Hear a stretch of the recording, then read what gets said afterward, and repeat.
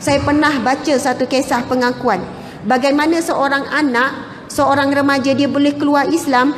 Dia pergi ke sebuah negara, dia tengok orang bukan Islam, Kristian duduk di meja makan, kemudian sama-sama duduk diam bertafakur. Kita doa, bertafakur. Orang bukan Islam, orang Kristian, bila depan makanan dia bertafakur, dia minta hajat dia. Kemudian dia rasa seronok sangat makan sama-sama. Akhirnya budak remaja ni keluar Islam, murtad. Dan di mana saya ada juga baca satu kisah, yang saya dengar kisah daripada seorang penceramah. Dia cerita bagaimana orang bukan Islam masuk Islam sebab dia tengok adab di meja makan.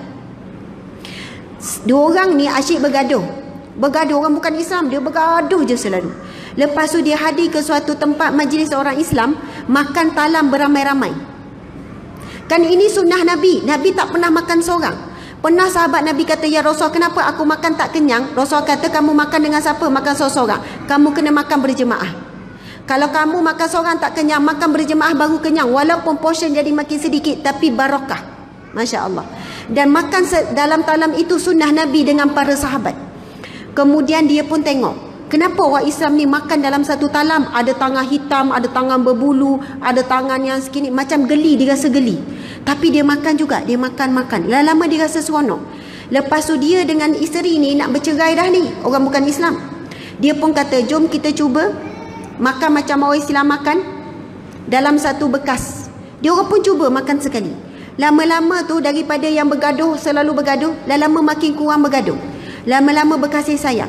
Lalu suami isteri pun kata, kalaulah kita ikut satu saja amalan dalam Islam, makan dalam talam pun kita dah rasa nikmat kasih sayang, jomlah kita masuk Islam, nescaya kita lagi berkasih sayang. Akhirnya pasangan ini masuk Islam, asbab bab makan sahaja. Masya Allah. Nabi ajar apa? Bila nak makan, samillah wa kul mimma yalik. Nabi kata, samillah, kul biyaminik wa kul mimma yalik.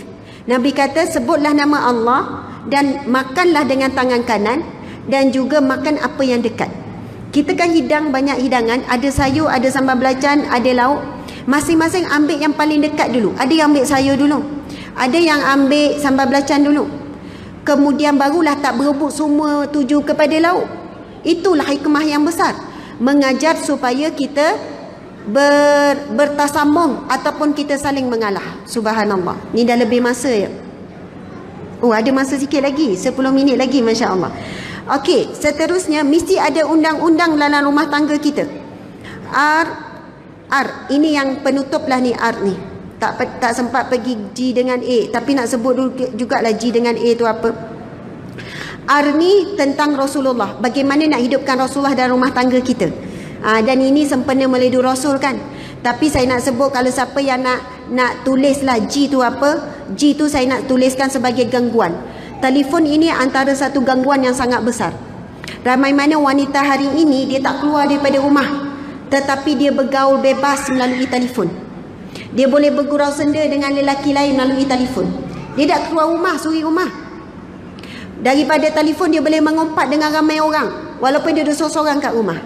Melalui telefon dia boleh dedahkan aurat. Melalui telefon dia boleh tengok maksiat. Melalui telefon dia boleh jadi hamba Allah yang tak bersyukur, sebab dia tengok orang tu dapat hadiah daripada suami dia bila hari lahir. Tiba dia pula suami dia balik, "Bang, awak tak pernah bagi saya hari lahir hadiah. Awak ni selama ni awak kata tak kisah, kenapa hari ni kisah?" Sebab apa? Dah tengok dalam telefon kawan dia dapat hadiah. Macam-macamlah perkara yang boleh jadi perubahan yang negatif melalui telefon. Tapi orang yang boleh mengawal dia jadi positif. Jadi kurangkan gangguan telefon. Sebab itu ada orang dia buat apa? Kalau nak tidur, dia letak telefon dekat luar daripada bilik. Telefon bila nak tidur suami isteri, nak masuk bilik tidur, letak luar bilik. Kalau dari sudut kesihatan memang bagus, sebab telefon ni ada gelombang yang tak bagus. Gelombang ni kan bersambung dengan satelit. Gelombang ni boleh menyebabkan banyak gangguan hormon dan sebagainya. Pernah ada seorang doktor ni, dia buat macam ni kat saya. Dia kata, "Ustazah, dia ada satu alat untuk ngesan charge pada badan." Dia doktor lah, pakar. Dia ada banyak klinik. Dia timbalan Persatuan Doktor macam tu. Umur dia pun dah 50 lebih. Dia doktor perempuan. Masa tu dia datang jumpa saya. Dia kata, "Ustazah, badan kita ni ada energi sekian-sekian." Dia pun cerita dari sudut sains lah.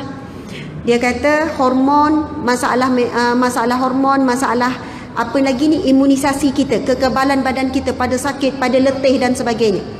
Dia kata punca utama hari ni kebanyakannya disebabkan telefon. Kita jadi mudah penat, mudah sakit, mudah stres. Satu, apa yang kita tengok. Dia kata satu lagi, dia kata gelombang yang dikeluarkan daripada telefon ni, dia akan menjejaskan kestabilan badan kita. Lepas tu dia suruh saya pegang satu alat. Lepas tu dia pun buatlah ujian tangan saya. Adalah dia tekan, saya rasa memang lemah lah. Kuat, minta maaf, mula-mula kuat. Lepas tu dia suruh saya pegang telefon. Bila saya pegang telefon, dia pun tunjukkan alat tersebut, menunjukkan bacaan sekian-sekian. Dia kata badan Ustazah lemah bila pegang telefon. Apa berlaku pada gelombang? Apa berlaku pada badan kita? Kemudian dia kata sebab itu, selagi mana banyak kita pegang telefon, lepas tu mata pula tengok, dia akan jejas pula pandangan mata kita. Bila mata, cahaya dan sebagainya. Ini dari sudut sains lah, dari sudut kesihatan. Dari sudut psikologi pula kita, bila telefon masuk dalam bilik, kita akhirnya tak bercakap dengan orang sebelah. Betul atau tidak? Komunikasi kita bermasalah. Kita jadi tak borak. Kita jadi masing-masing tengok telefon, tengok-tengok orang sebelah dah tidur dah. Kita pun kadang sambil tengok telefon dah berkeruh dah kita. Dulu rajin baca Al-Mulk, sekarang tertidur baca telefon. Dulu sebelum ada telefon dulu, belum beli telefon dulu, zikir banyak. Habiskan zikir tu, habiskan zikir ni. Maka sekiranya kita tak mampu nak mengawal wujudkan undang-undang. Ini banyak jadi gangguan hari ni. Ramai orang melihat telefon tak tengok muka pasangan. Ramai orang tengok muka telefon tak tengok muka anak-anak. Tak tenung muka cucu. Mata tak bertentang mata. Satu hari tak bertentang mata. Makan pun masing-masing macam tu je. Nak duduk sebelah nak dengar cerita anak tu tak ada. Kemudian ramai mana yang pegang telefon, kurang pegang Al-Quran. Betul tak ibu-ibu sekalian? Dulu masa belum beli telefon, lama baca Quran, boleh 2 jam baca Quran. Sekarang semenjak ada telefon, jadi setengah jam je sehari. Ramai saya dengar pengakuan makcik-makcik macam tu. Leka Ustazah, leka baca WhatsApp, leka baca Facebook, leka sekian. Makcik pula tak berapa nampak ngeja tu kan. Satu-satu tu jadi lama tulis mesej tu. Subhanallah. Jadi kurangkan gangguan ini dalam rumah tangga kita. Dan yang terakhir adalah akhlak yang mulia.